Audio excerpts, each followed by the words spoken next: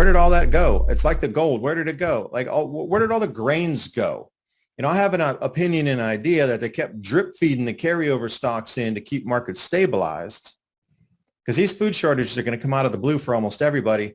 And it'll be a sudden from 0 to 100 where, the logical person might ask a question and say, wait, how did we have abundant food supplies last year and this year we're into a famine? Like, how do you swing that much on a pivot in a single year?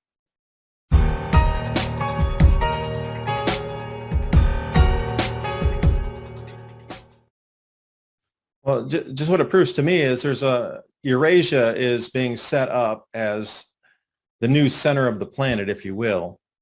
And, I didn't realize the abundant food production coming out of India. I knew they produced a lot of rice. I knew they produced a lot of millet, that sort of thing. But I did not realize that they produce 110 million tons of wheat every year. I didn't know that until just recently. That is a huge, that puts them in the number 5 position of the world's production of wheat. That is insane, because Canada write them off. They're really going into a tailspin of production. They're at 40-year lows on the canola right now. So, yeah, America back into 7-year lows on the wheat. But I think it's far greater than that. Because, see, what I don't like is when they do these crop forecasts and they're showing you all this. It's called, what was that? Wheat Armageddon, I think was the name of the article. Talked about that in a couple videos ago.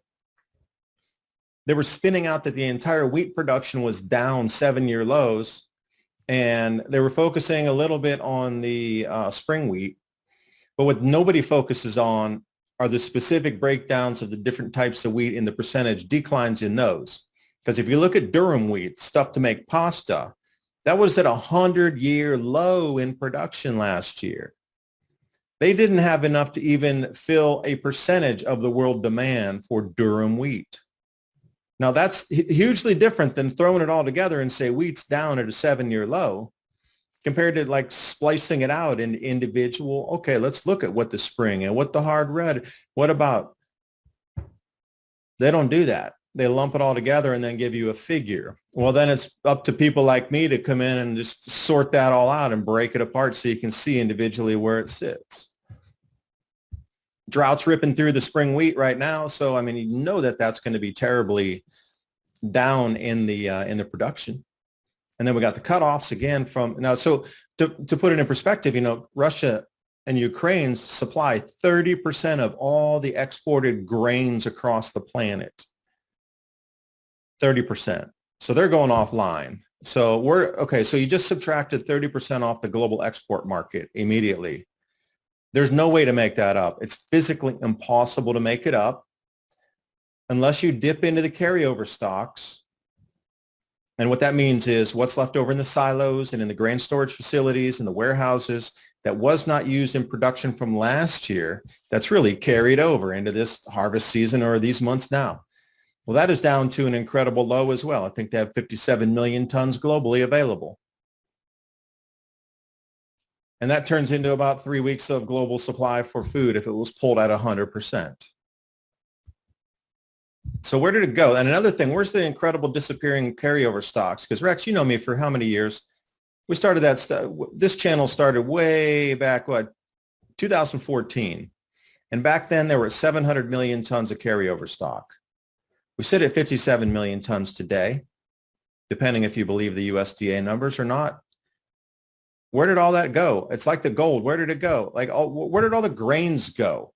I have an opinion and idea that they kept drip feeding the carryover stocks in to keep markets stabilized, because these food shortages are going to come out of the blue for almost everybody.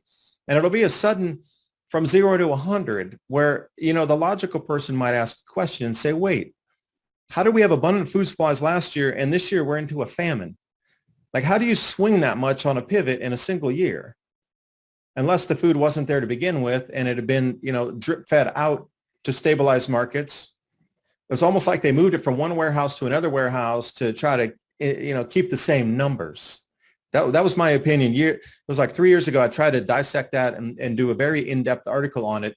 Like, it seems like the food or the granary, the grain storage just kept getting passed around, but it was the same sets of grains that were moving around that finally came to the total.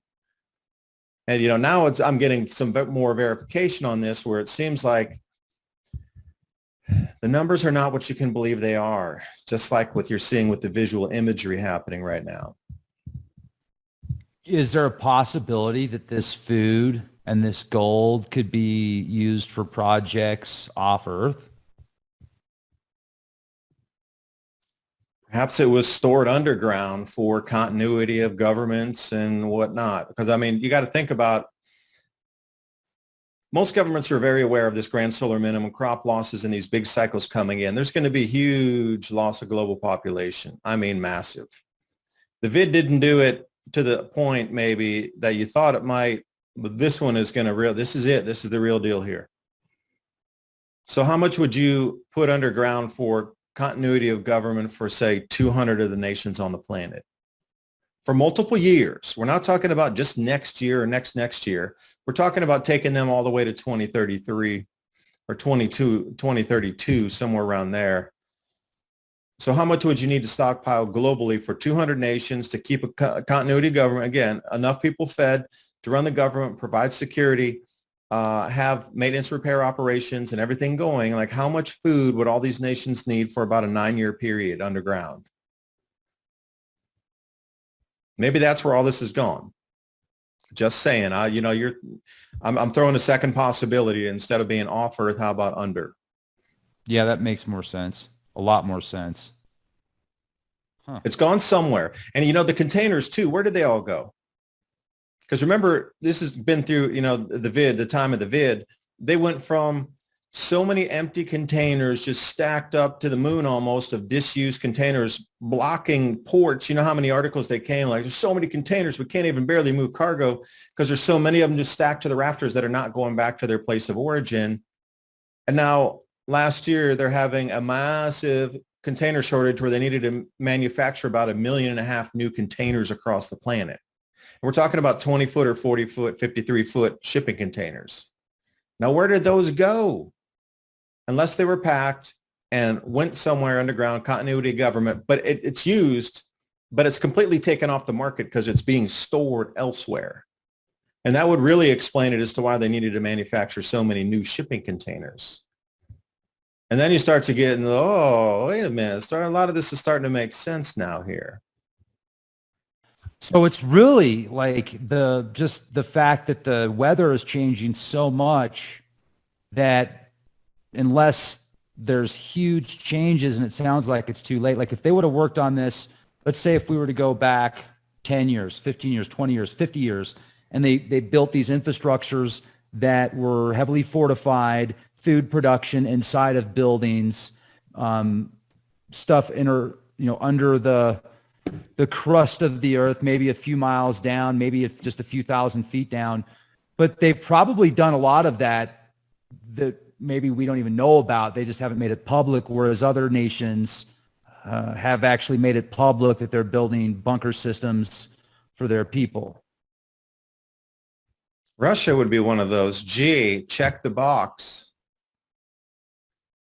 It's all about who knew this cycle was inbound, when the onset was, when the tumultuous period would hit due to the upset in the fabric of society and civilization tearing due to lack of food, and who's riding on top of the cycle, knowing the same exact timelines to maintain control as we go through this phase here. That's kind of where we're sitting in. And I'm saying almost all major governments that we know as superpowers, banking powers, export powers, all knew this. And they have been preparing for such a long time for this event here. How many C-level and C-class executives have retired over the last 2 years? Yeah, you could say, because of the downturn in the economy and the contraction, et cetera, from the vid, that, yeah, a lot of people retired. But there's an extraordinarily large amount of C-level executives heading Fortune 5s, Fortune 1000s that just en masse, 20, 30,000 of them just all retiring in the same year. And then prior to that, it was like 5,000 or 6,000 prior to that. I mean, really, and all in this 2 years, and then we get into the food. And, this was the whole thing about the grand solar minimum forecast was now. This year was the year it would onset to the point of kicking in and knocking off global food production where it could no longer be mass. and the global awareness would be risen, and everybody would understand what a grand solar minimum was and what cycles of solar activity are, and why great civilizations through history have come and gone from Mesopotamia, Central Africa, China, Middle East. I love Harappa, the Indus Valley, Indus civilization, cradle of civilization. Why did they disappear? And they're always on such a precise timeline of disappearance and emergence. Somebody knew this. Somebody knew this cycle was here again. And you know, that's the whole thing is when you know this cycle's back, the realization is you can't salvage the world that exists at the time that this cycle moves through. Never has, not even once, never will at the current way, unless there was some other way to produce food and electricity that we're not taught or we don't know about. But up to this point, the track record is 100% collapse of all civilizations that have gone through this cycle up to now. There has been not one that has survived this. They shatter, they break, they reform, they start again. There's a new monetary system, a new way to trade, a new political system, a new way of ruling the classes, the people, the masses. New trade, new routes, new, exports, things start again. And I think that's where we sit today. Because look at all the things that are coming in, central bank digital currency, or even crypto. That's all set for a new world that makes no sense to us at the moment in the way we would buy, sell, and trade. New monetary system, new energy production systems, new fuel production systems. And with the electric gravitics, if you take it a little step further and you ramp up the RPMs, you can make that same device weightless. And then you're talking about weightless travel. And then that opens up a whole different realm of what has been and could have been if we didn't have to pay for transportation fuels. You know, so this new world we're stepping into, going to be far less people, but it might be that utopian world on, at least on the outside that you think, but the control mechanism on top to be able to exist within that quote unquote utopia, free energy, free food, instant communication, instant transfer of payments, I don't know. Maybe I'm rambling. No, I was going to say you just hit on something that I feel was it's like a synchronicity. We'll call it synchrotron. I'm almost finished with the second. It's a graphic novel that I'm putting together. And today, one of the scenes, we were describing how, well, let's just say we've got gods and goddesses and deities a part of this this second graphic novel. And one of them realizes that he can rule over everything, and there's going to be this utopia, and the utopia, there's going to be peace, and it'll look great on the surface, but when you start to actually realize the underpinnings of the system, it's a very draconian, non-abstract, very binary, like it's going to be a 0 or a 1. You're not going to have an opportunity. It's going to be a stick figure. It's not going to be a Picasso kind of thing. But it's all going to be refined, and you're all going to, but then you just said it right there, dude. You just said what we put in there. That was one of the scenarios. There's actually 3 scenarios presented in the graphic novel, but there's more than that. This deity chooses not to take either 3 of those. One of them is a solar flare that wipes out the earth. Another one's this peace and harmony through artificial means. And and that's all I'm going to share because it's not out yet. But dude, you just totally linked it. That's really cool, man. That was really cool. I agree. Can I tell you another little purchase I've gotten into here? Yeah. Oh, Lost Book of Enki. I have been told I should read it. Have you finished it? No, I'm just starting it. I just received it a few days back, but looking at blueprints on rulers of planets, how long has this, the traditional timeline that we're fed, it started here and then we're here now. It started 7,000 years ago and then we're here now. Yeah, during this interglacial. But, you're looking further past, there's been many control systems through many thousands and tens of thousands of years, if not multiple ice ages and interglacials from then to now. So, looking at how something might be coordinated and ruled in the future, after a reset, after a collapse, it's very well possible that it might follow a blueprint that has been quantified, written about, and recorded from the past. So do we need to look to the past to find the future? I really believe that the past holds all the clues to what we're about to experience. I mean, I can pretty well peg this year of what's going to happen. May, they understand the fertilizer and the herbicide shortages are going to knock down global production, in addition to what's being offline from the war. June and July, when they get to they're going to put a bunch of rosy forecasts out in May, but really when it gets to June and July and these farmers in the news or anybody can see in the fields with their bare eyes, like, there's nothing there, man. There's really nothing there.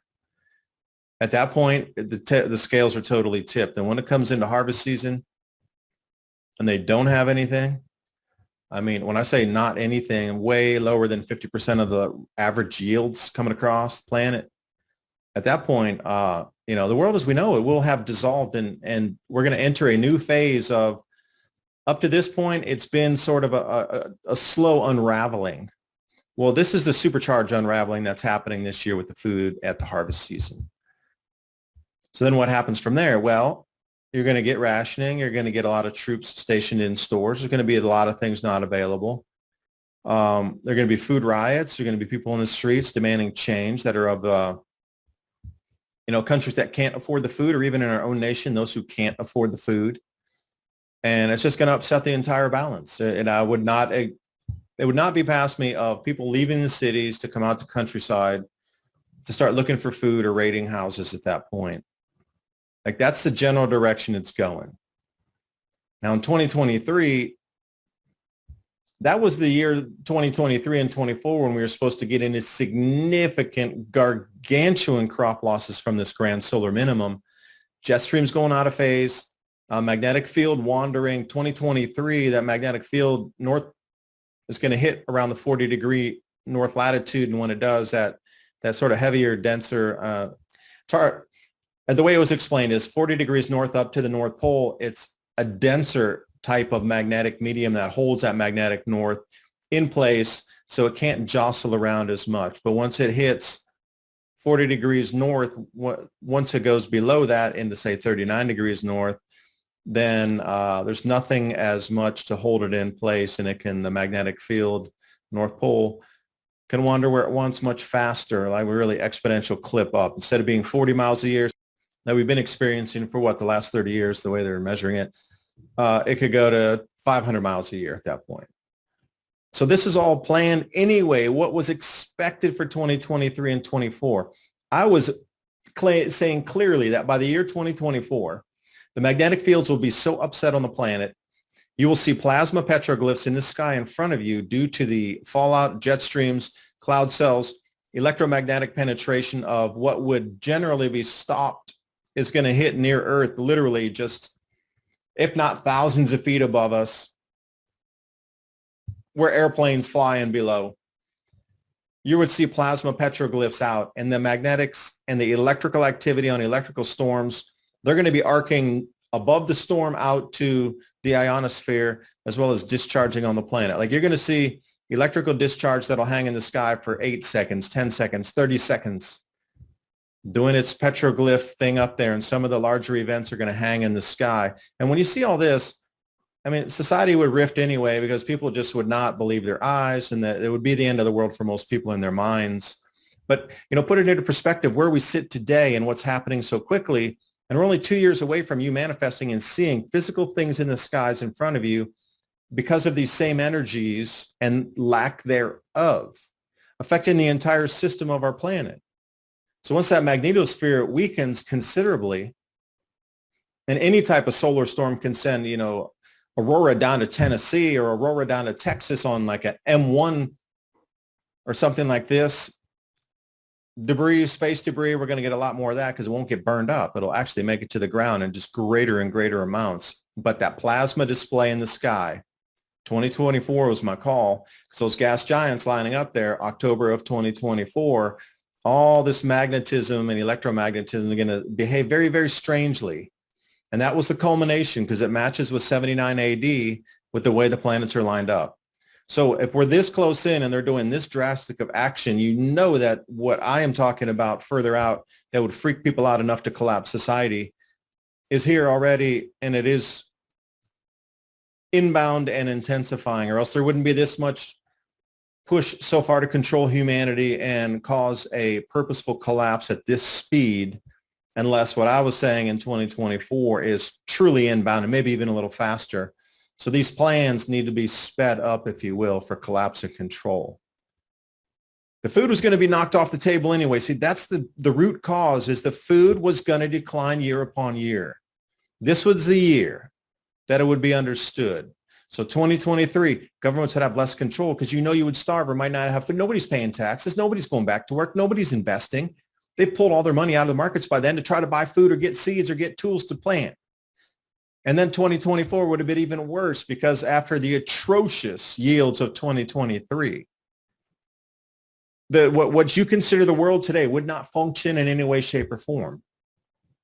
That was at the linear progression of where it was going just on the sun, the losses from the sun creating on our jet streams and cloud cells out of sync. So they had to throw this war thing in to explain away. One last rant here, Rex. I'm going to ramble for a second. The grand solar minimum crop losses, the fertilizer shortages, I understood was a mask for that. But, we as a planet could have got together and made a Manhattan Project to get fertilizer production first, second, and third, foremost of everything across every country, across the entire planet, and made sure all the farm inputs went to the farmers next year if there was a shortage or a famine this year. But then how would you explain even further losses, even though you had the fertilizers and the herbicides? Because the sun's driving the climate. The sun is knocking the crop yields off, the decline in solar activity.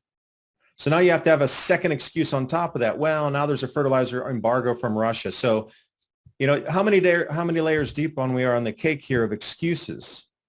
These things were going to happen anyway. See, that's the whole thing to understand. It's not happening organically. It's to cover what was going to happen organically, literally organically, from the solar decline in activity, the waning magnetosphere, and the electrical disturbance and changes on the planet that are going to really start to have a few things on the crust here right about now. May, June, crust is going to start behaving strangely. Now cover that up, Rex. Be the government and cover all that up.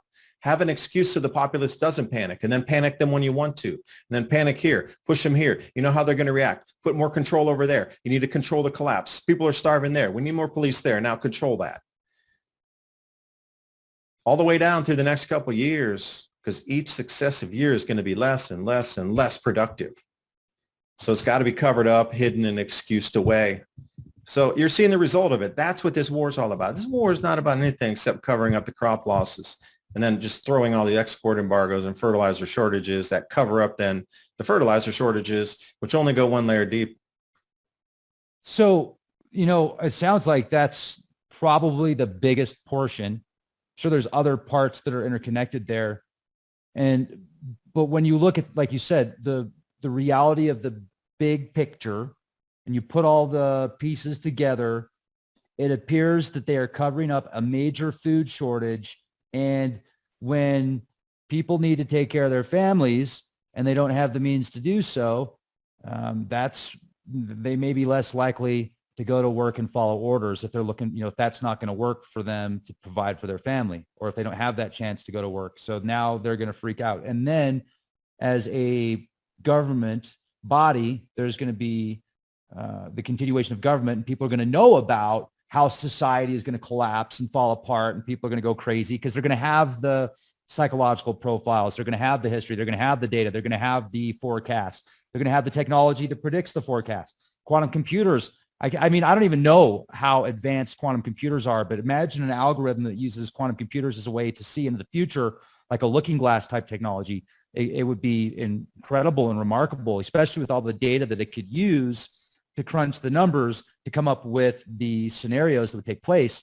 And this fits in perfectly with the transhuman movement, with the digital everything. I love technology. I love the digital world. However, if you're going to try and plug me into the digital world continuously, then that's where I draw the line. You're not going to implant me. If you want to give me a wearable, cool, put me on, man. I'll get a wearable and I'll plug it into the machine that way, but I'm not going to implant something into my brain to have these opportunities. So it would be even easier to hack. Now, I think that they have technologies to hack people's brain wirelessly without any type of implants, but it could be even more effective and more controlling and more linking to a system of a, imagine my vision, dude, is that at the top levels, it's not even people anymore. We're talking like synthetic intelligence that's feeding people what to do.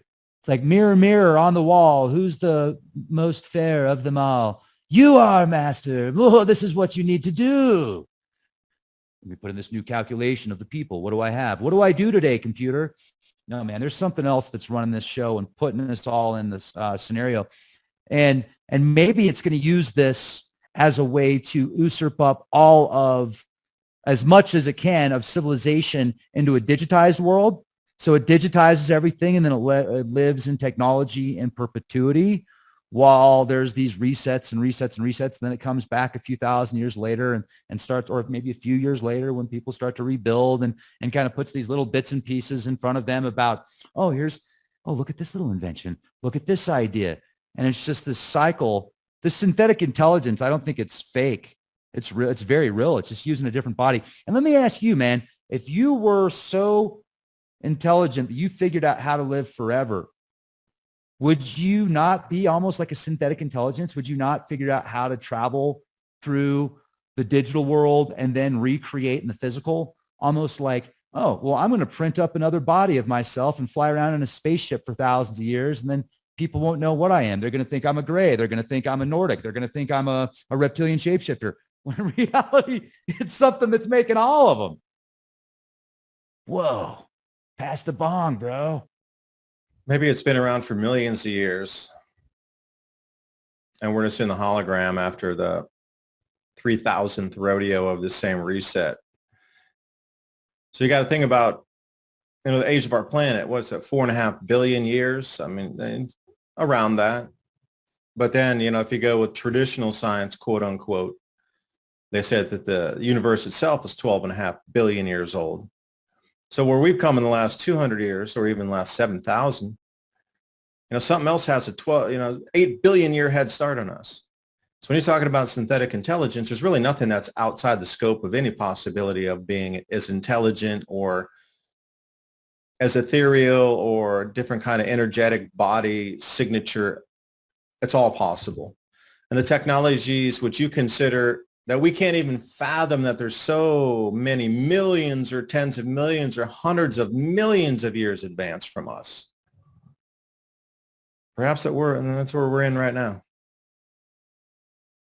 Because they mapped everybody out. Like, they already know through your social media profiles. You hit that on the head. Like, they pretty much know how everybody's going to react to the crisis. How everybody's going to, are you going to throw lead down range? Well, they probably know you will or won't based on your profiles and maybe your apathy or sympathy toward humanity posts or whatnot. So, they probably already mapped everybody's actions out on how extreme they could take it or how extreme you might get.